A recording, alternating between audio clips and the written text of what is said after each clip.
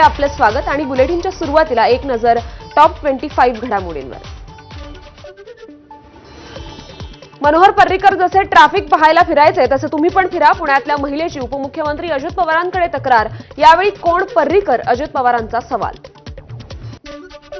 पुण्यातील बिल्डर लोकांना अजित पवारांचा इशारा। जर बिल्डर लोकांना मस्ती आली असेल तर जे आपल्या हातात आहे ती ऍक्शन घ्या। अजित पवारांच्या संबंधित अधिकाऱ्यांना सूचना। पुण्याच्या मुंढवा भागात पाणी पुरवठ्याबाबत नागरिकांनी उपमुख्यमंत्री अजित पवारांकडे गाऱ्हाणे मांडलं। त्यानंतर अजित पवारांचा थेट महापालिकेच्या पाणी पुरवठा विभागाचे अधिकारी नंदकुमार जगताप यांना फोन। पुण्यातील अमनोरा रोड संदर्भात महिलेने तक्रार केल्यानंतर अजित पवारांनी महिलेला सुनावलं। आपल्याला चूक झाली मान्य, मात्र आता काम करू द्या, अजित पवारांचं तक्रारीवर उत्तर। आज ठाकरेंच्या शिवसेनेचं माझं कुंकू माझा देश अभियान। आज होणाऱ्या भारत विरुद्ध पाकिस्तानच्या सामन्याला ठाकरे सेनेचा कडाडून विरोध।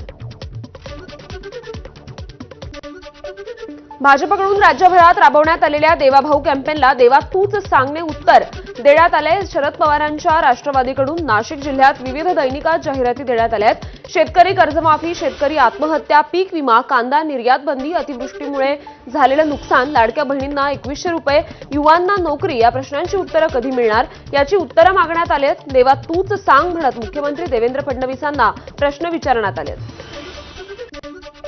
नाशिकमध्ये शरद पवारांच्या राष्ट्रवादीचा एक दिवसीय मेळावा। शरद पवार, सुप्रिया सुळे, शशिकांत शिंदेंसह महत्त्वाचे नेते राहणार उपस्थित। मुलुंडमधील क्षमता संपलेल्या डम्पिंग ग्राउंडवर जागतिक दर्जाचे डोळ्यांचे अथवा कॅन्सरचे रुग्णालय उभारण्यात यावं, मिलिंद नार्वेकरांचं मुख्यमंत्र्यांना पत्र। तर याबाबत कार्यवाही करण्याचे मुख्यमंत्र्यांचे पालिका आयुक्तांना पत्र। नवी मुंबई विमानतळ 4 नव्या मार्गांनी जोडल्या जाणार। नव्या 10 मार्गांवर जलवाहतूक सेवा सुरू करण्याचा मेरीटाईम बोर्डाचा निर्णय। नव्या मार्गावर स्पीड बोट, रोरो सेवा आणि वॉटर टॅक्सी धावताना दिसेल। पुढील 3 तासात 30 ते 40 किलोमीटर प्रति तास वेगानं वारे वाहण्याची शक्यता। विजांच्या कडकडाटासह मुसळधार पाऊस पडण्याचा हवामान विभागाचा अंदाज। शिक्षण विभागाकडून शिक्षक पात्रता परीक्षेचं वेळापत्रक जाहीर करण्यात आलंय। 23 नोव्हेंबरला परीक्षा आयोजित करण्यात केल्याची राज्य परीक्षा परिषदेची माहिती। परीक्षेकरता 15 सप्टेंबर ते 3 ऑक्टोबर दरम्यान ऑनलाईन अर्ज भरता येणार। स्कूल बस आणि स्कूल व्हॅन अपघात प्रकरणी राजेश यादव आणि राजनेश सिंग यांच्यावर गुन्हे दाखल झालेत। वाहतूक नियम आणि सुरक्षा नियमांचं उल्लंघन केल्याप्रकरणी गुन्हे दाखल करण्यात आलेत। या अपघातात विद्यार्थिनीसह स्कूल व्हॅन चालकाचा मृत्यू झाला होता।